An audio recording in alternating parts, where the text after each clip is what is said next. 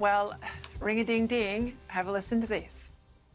The Victorian government has shown a callous indifference to the loss of jobs in Victoria and to the plight of small business. It's all about the politics with this bloke, isn't it?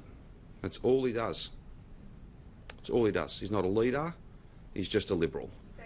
He's just a Liberal, and all he does is play politics every day. And I just don't think that's fair, and I don't think it's right, and I think Victorians are sick of it. Victorians want their family protected, they want the health issue dealt with, so that then we can open up. He is not a leader, he is just a Liberal, because all he does is play politics in the midst of a global pandemic. All right, let's bring in the panel. Sky News Outsiders co-host and Herald Sun columnist Rita Panahi and Melbourne City Councillor Nick Rees. Both are in Melbourne. I'll start with you if I can, Rita. I tell you, it's the Emperor's got no clothes stuff going on with Daniel Andrews. As more and more people have a look at him, talk about playing the politics. This guy is gaslighting. That's what the kids call it. He is absolutely doing precisely what he accuses his opponents of doing. He has been playing politics from day one, long before this second wave took off because of his incompetence. And to accuse the Treasurer of being just a Liberal and then accusing him of playing politics. What do you think you're doing, calling him just a Liberal?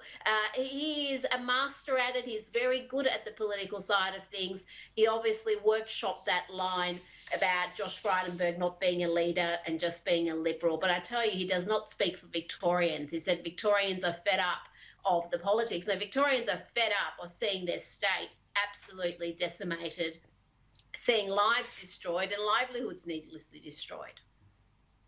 Nick, you're on the Melbourne City Council and I know you're running for re-election. This time round you're running for the Deputy Mayor's job. I've spoken to a lot of big restaurateurs, hospitality people in and around Melbourne, retail. I drove through the CBD twice on the weekend, counted the number of shops, not just closed, mate, but like gone, never coming back.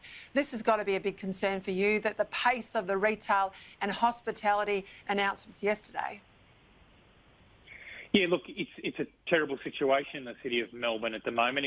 Geographically, it's been the hardest hit area anywhere in Australia in terms of the downturn. And you drive down streets and there's police signs up everywhere, and it's horrible to see. It's like missing teeth in a beautiful smile when you see all those empty shops. But I do want to say that I thought what we saw today, that exchange between Josh Frydenberg and Premier Daniel Andrews, was not a good thing for Victoria. I mean, here you've got the most senior politician in Victoria, in Daniel Andrews, and the most senior Victorian in federal parliament, in Josh Frydenberg, exchanging barbs with each other during a pandemic. Now, I don't care what side of politics you're on, you don't want to see that sort of thing. Now, I think Josh Frydenberg was out of line saying that Daniel Andrews has a callous indifference on jobs and small businesses. Everybody knows that. It's just not true, and that is political spin. Similarly, I thought Daniel Andrews went too far there with his comeback,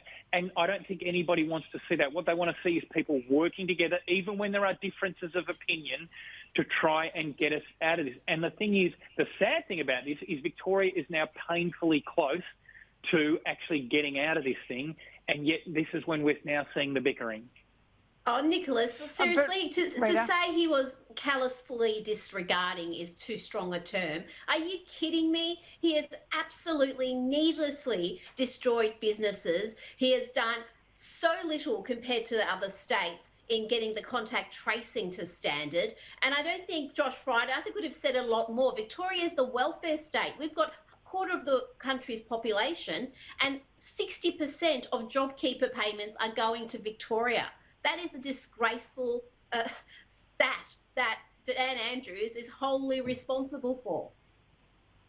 Yeah, absolutely right. And of course, we had the circus of Brett Sutton on the weekend. Wasn't at a meeting, then was at a meeting, then said the reason he wasn't at the meeting was because he was in a press conference. Then he had to tell us on Sunday afternoon that in fact he got that wrong. He wasn't in the press conference. He was in a meeting with his new minister, Martin Foley. But of course, all the detail in everything is that he was there in the meeting because he made contributions all the way through. I mean, these guys can't lie straight in bed. I mean, Nick, at least in federal politics, there's an attempt to have a bit of spin right? A bit of spin around the truth. These guys, it's not even an attempt to stay anywhere close to the truth. I've never seen anything like it. And the more I dig, and I am not stopping, the more I dig, Victorians need to know the sort of government and the tentacles of the government they've got, and that's going to be exposed. Rita, you're going to head to the States pretty soon. Donald Trump, is he coming back? Oh, look, it's hard to tell. Certainly, there's so much enthusiasm. You see his rallies, the voter registration numbers are strong. But then you look at some of the polling and the gap is enormous. So I don't know. I know that the betting odds have shortened, but Biden is still favourite. So if he wins this, it would be the most astonishing effort given the unhinged campaign he's faced, not from the Democrats, just from everyone from the mainstream media to big tech to government agencies who've tried to undermine the presidency. So the odds are against him, Peter. It's going to be a fascinating few weeks. Well, good luck with your trip, Rita, and Nick, good luck with your election race as you're getting down to the wire too with the Melbourne City Council. Both of you, thank you for your time tonight. Thanks, Peter.